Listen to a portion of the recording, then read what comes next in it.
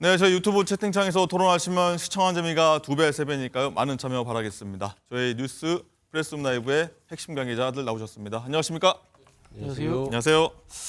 자, 정부와 의료계 간의 갈등에 이어 파국이 맞을 뻔했지만 대화 물꼬를 트면서 극적으로 위기를 봉합할 가능성이 생겼습니다. 국민의힘 한동훈 위원장이 정부와 의료계 사이에서 중재를 하면서 정부나 의료계가 한 발 물러선 건데 이 얘기부터 오늘 나눠보도록 하겠습니다.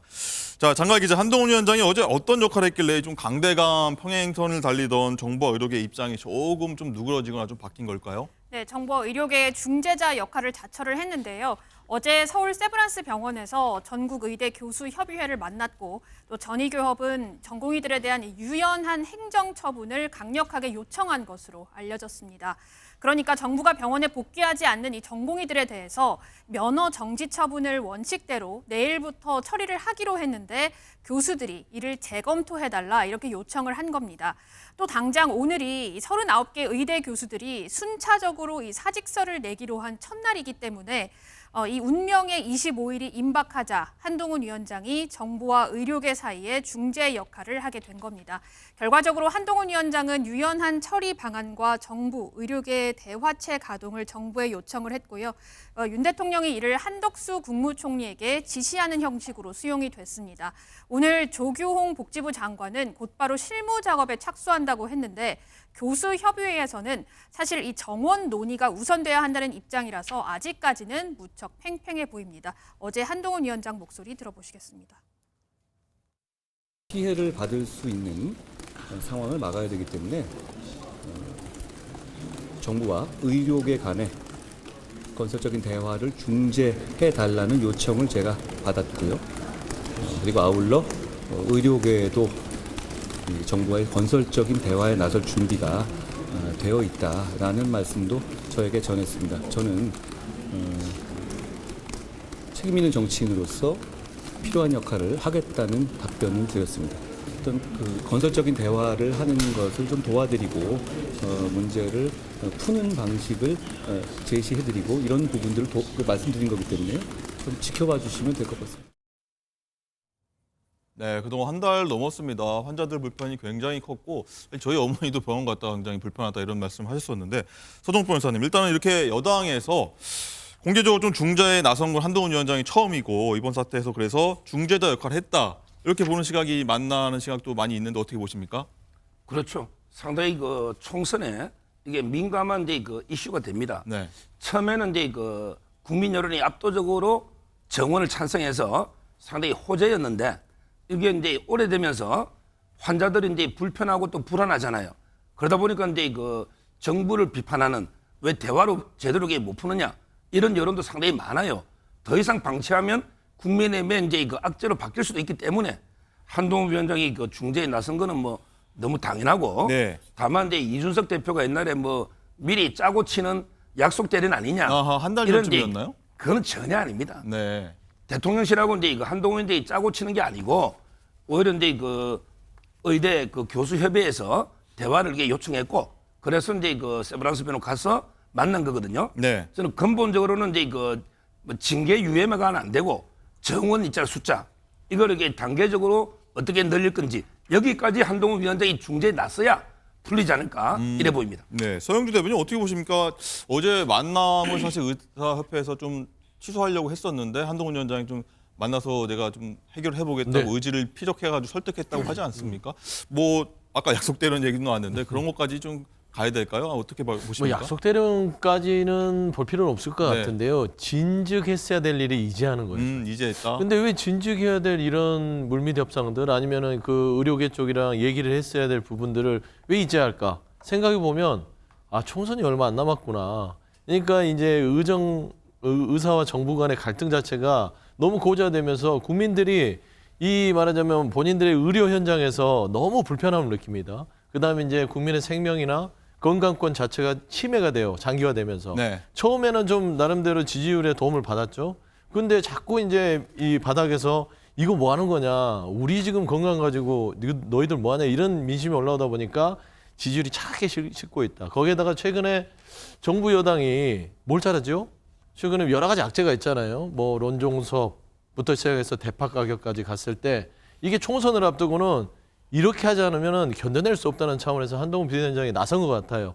이건 약속은 아니고 서로 간에 대통령실과의 이야기는 분명히 있었다라고 보는 것인데 윤석열 대통령이 이 다가오는 총선에서 나름대로 위기감을 느끼고 어쩔 수 없이 한 걸음 물러나는 그런 모양새를 취할 것 같다라고 보입니다. 네. 뭐 사회 문제 해결 방법이냐 아니면 총선용이냐 이렇게 두 가지 시각을 한번 들어봤고요. 사실 어제 오전까지만 해도 이 대통령실은 완강한 태도를 보였었는데 어쨌든 한동훈 위원장의 중재에 좀 입장을 바꾼 건데요. 한번 목소리 듣고 오시죠. 현재 의료 상황은 여러 가지 문제가 있는데 그걸 유지하더라도 10,000명이 부족한 상황인데 그거를 메꾸기 위해서는 연간 한 2,000명 정도의 배출은 필요한 상황으로 이렇게 보고 있다고 말씀드릴 수 있겠고요. 하나는 이제 5년 정도 이후에 필요하다면은 이제 인원에 대해서 좀 더 볼 수는 있지만 지금 당장은 이 인원을 변경시킬 계획은 없는 것으로 알고 있습니다. 가급적 정부에서는 이제 그런 분들에게 행정적인 처분이나 사법적인 처분이 나가지 않는 것을 희망하지만 현재 이제 법과 원칙이 있기 때문에 절차를 밟아나갈 수밖에 없는 것도 사실이다 이렇게 말씀드릴 수 있고요.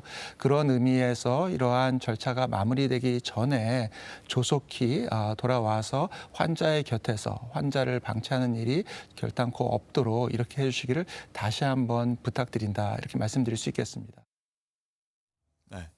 이렇게 오전까지 기존 입장을 대통령실에서 굽히지 않다가 이제 오후에 한동훈 위원장의 중재로 대통령의 전공의 면허 정지 행정처분을 유연하게 대처하라 이렇게 좀 입장이 바뀐 건데 박지원 부원장님 어떻게 보십니까? 일단은 강대강 대치에 굉장히 출구 전략도 좀 마땅치 않았다 이런 얘기들이 있었는데 대통령실 입장에 한동훈 위원장이 나서주면서 좀 약간은 뭐 빈틈, 나갈 공간이 좀 보인다 이런 해석들이 있습니다.